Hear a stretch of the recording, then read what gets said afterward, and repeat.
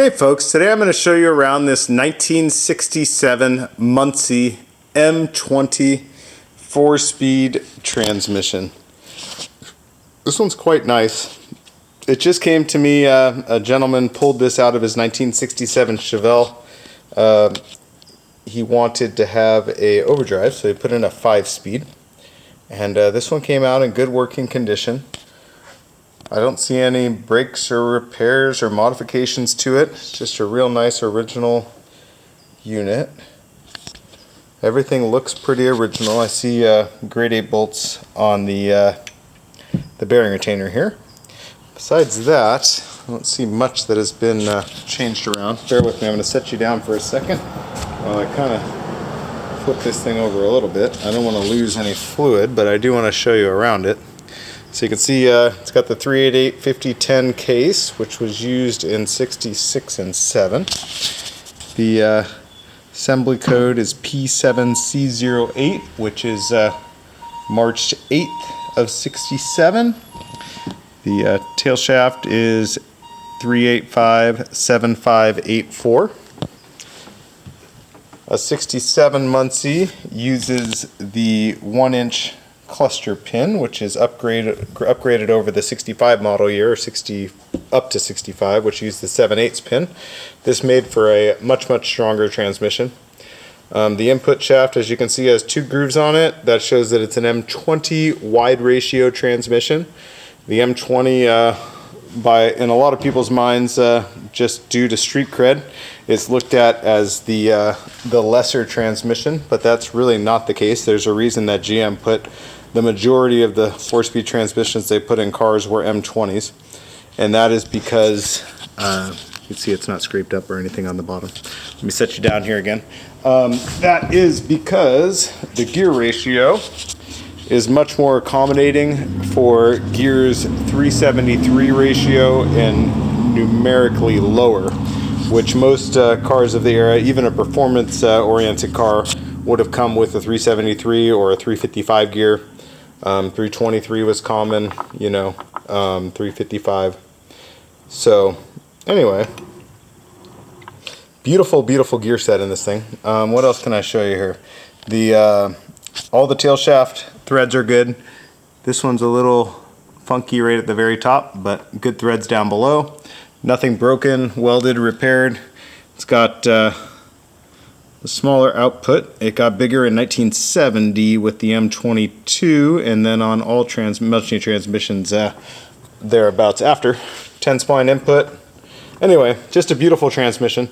We're going to show you that it shifts through all the gears here. I'll have to show you reverse at the end, since I forgot to bring a crescent wrench over to shift it. But I haven't even shifted it through the gears myself yet, so we're just going to do it together. I forgot to put gloves on, so we're going to do this raw dog. Anyway, 2 fingers, real nice engagement. You can see no chipped teeth, nothing funky. I did notice when I was looking at it earlier that it does have a small chip out of the slider here. Not a thing, but should be mentioned. Okay, and we'll shift here. Again, 2 fingers, piece of cake, really nice. Okay, back to neutral. You can see all the synchro teeth look really nice. The engagement teeth on the gears aren't all like gnarly and nasty. We'll start out by going back here, I suppose. It's real nice. Oh, sorry, I forgot to show you. 2 teeth. Or 2 finger rather. Okay, now we're back. That was actually really easy.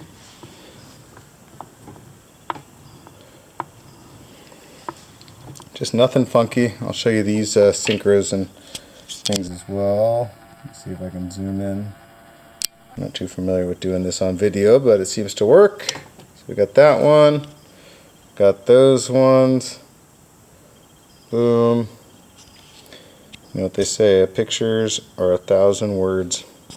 Okay, so now that we're back in neutral again, I'm going to go grab that fine crescent wrench. It will take me, you guys can time me, I think it'll take about another 5 seconds here. It's not the crescent wrench I wanted, but it's going to work. So we've got our tool here, And we'll just slide it over the reverse deal, shift it into reverse.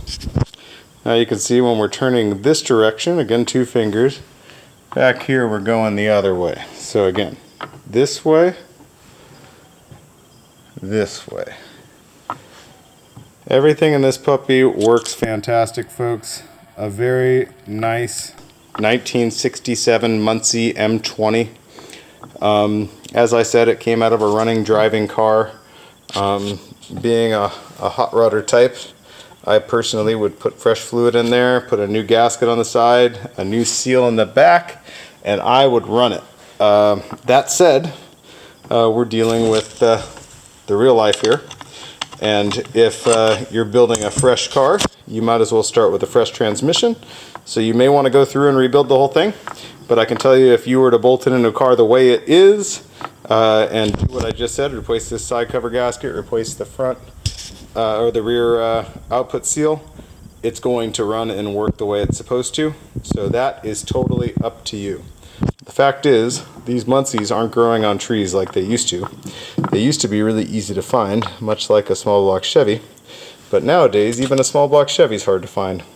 That said, if you're looking for it, please feel free to bid. I'll ship anywhere in the U.S. Alaska and Hawaii and territories can be tough. So the shipping quote that you see there on eBay is for the 48 continental U.S. If you need something shipped to Hawaii or Alaska or any territories, just feel free to contact me. I'm a real person and I'm willing to make things work. All right, thank you much, guys.